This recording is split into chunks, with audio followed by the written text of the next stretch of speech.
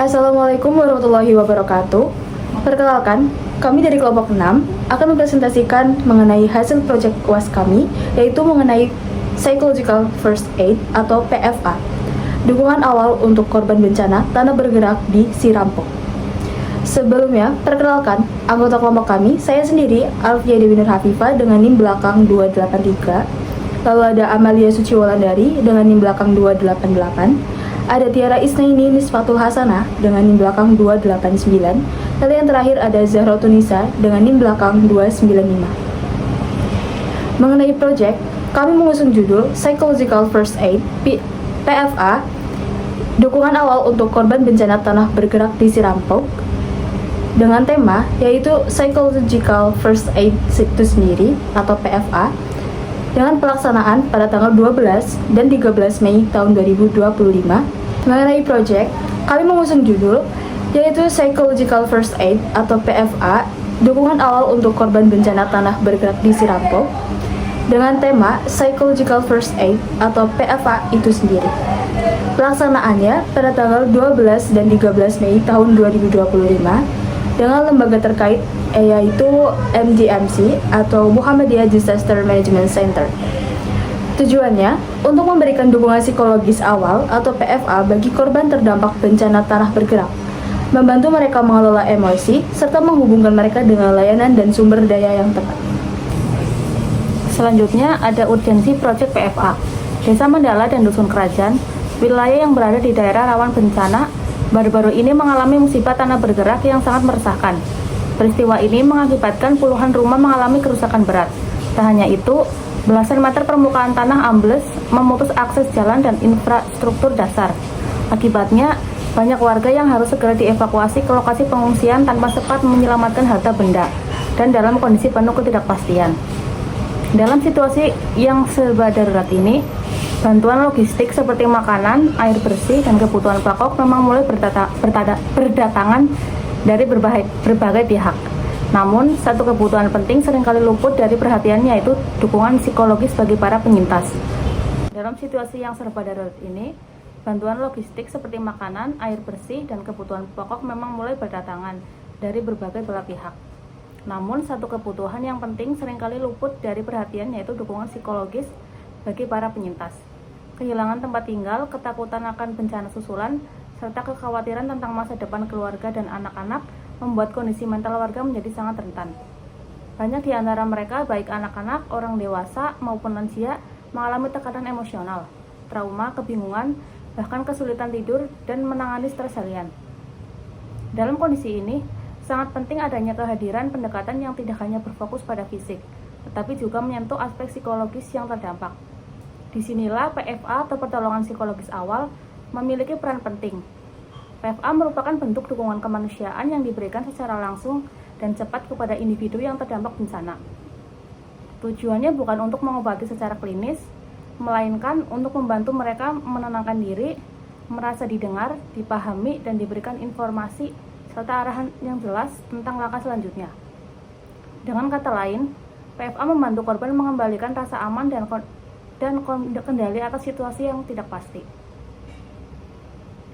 Dukungan ini sangat berarti terutama dalam fase awal pasca bencana. Ketika warga masih mengalami kebingungan dan belum memiliki akses layanan psikologis formal, PFA menjadi jembatan awal yang mampu mengurangi tekanan mental, membangun ketahanan psikologis, dan memperkuat semangat gotong royong dalam komunitas terdampak.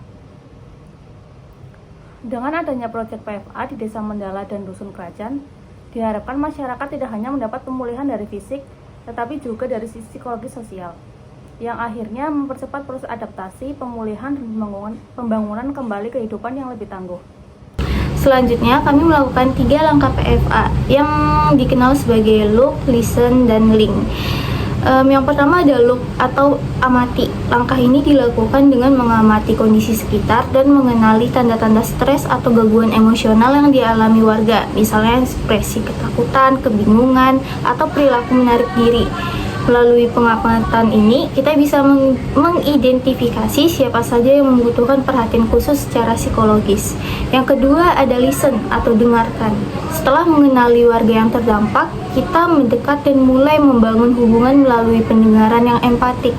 Kita mendengarkan cerita dan pengalaman mereka tanpa menghakimi, terutama bagi mereka yang kehilangan rumah, anggota keluarga, atau mengalami trauma.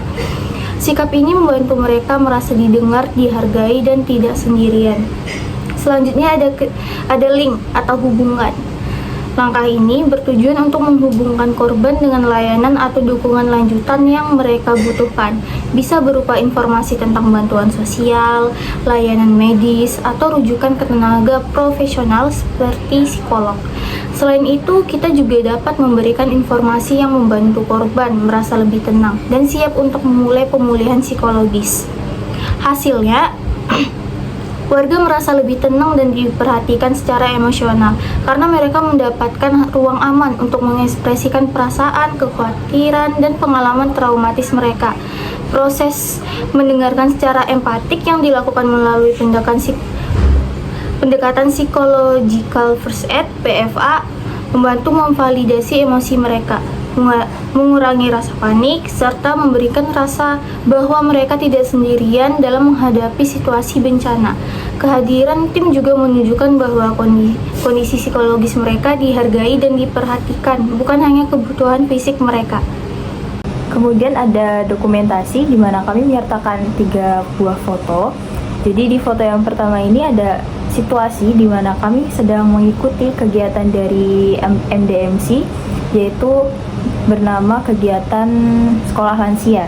Sekolah lansia ini diawali dengan senam pagi, yang kemudian dilanjutkan dengan mengaji bersama, kemudian ada pemberian materi dari pemateri, dan yang lain-lain. Nah, kemudian di foto yang kedua itu adalah foto di lokasi terdampak bencana tanah bergerak, yang mana ini tuh lokasinya ada di Dusun Kerajaan. Nah, di Dusun Kerajaan ini termasuk pada kategori yang terparah, yaitu sekitar 13 meter ambles tanahnya. Itu ada menurut data dari BNPB dan MDMC itu sendiri. Kemudian di foto yang ketiga ini merupakan situasi di mana kami sedang melaksanakan PFA itu sendiri, yang mana awal rencananya memang hendak dilakukan satu persatu. Tetapi karena memang para korban itu seperti segan kepada kami yang mungkin merasa adalah orang asing, orang baru, jadi kami memutuskan untuk bersama-sama namun tetap bergiliran untuk berceritanya. Kemudian ada hasil evaluasi dari kegiatan PFA yang kita lakukan di lapangan. Evaluasi kami bagi menjadi 2 bagian, yaitu kelebihan dan keterbatasan. Yang pertama kelebihan, tim mampu mendekati warga dengan empatik dan tanpa menghakimi, sehingga tercipta hubungan yang hangat dan penuh kepercayaan antara relawan dan masyarakat terdampak.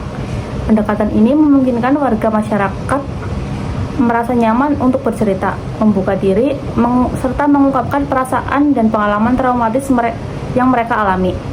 Sikap terbuka dan penuh penerimaan dari tim menjadi fondasi penting dalam pelaksanaan PFA, karena membantu menciptakan suasana yang aman secara psikologis dan bagi para penyintas. Kemudian keterbatasan yang dihadapi selama pelaksanaan proyek antara lain adalah waktu kunjungan yang terbatas, sehingga kami belum mampu menjangkau seluruh korban terdampak secara mental. Selain itu, keterbatasan juga jumlah tenaga profesional juga menjadi hambatan dalam pemberian pendampingan psikologis lanjutan secara lebih mendalam dan berkelanjutan.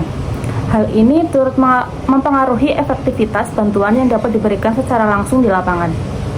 Untuk mengatasi keterbatasan yang ada, memecah tim menjadi 2 bagian dipilih sebagai solusi agar pelaksanaan kegiatan lebih efisien dan dapat menjangkau lebih banyak waktu warga dan waktu yang terbatas. Setiap relawan difokuskan pada praktik mendengarkan aktif serta memberikan dukungan emosional secara langsung, guna memastikan setiap individu merasa didengar, dipahami, dan merasa tidak sendiri dalam menghadapi kondisi pasca bencana. Kemudian yang terakhir adalah strategi masa depan. Ada 3 hal. Yang pertama, menjalin kerjasama lebih awal dengan lembaga profesional psikologi atau lembaga kebencanaan. Yang kedua, lakukan pelatihan prakunjungan bagi seluruh anggota tim agar lebih siap menghadapi situasi darurat. Dan yang terakhir, menyediakan follow-up support seperti hotline atau dukungan via media sosial. Dan baik, itu saja sekian presentasi dari kelompok kami. Semoga ada hal bermanfaat yang dapat dipetik, kurang lebihnya mohon maaf. Wassalamualaikum warahmatullahi wabarakatuh.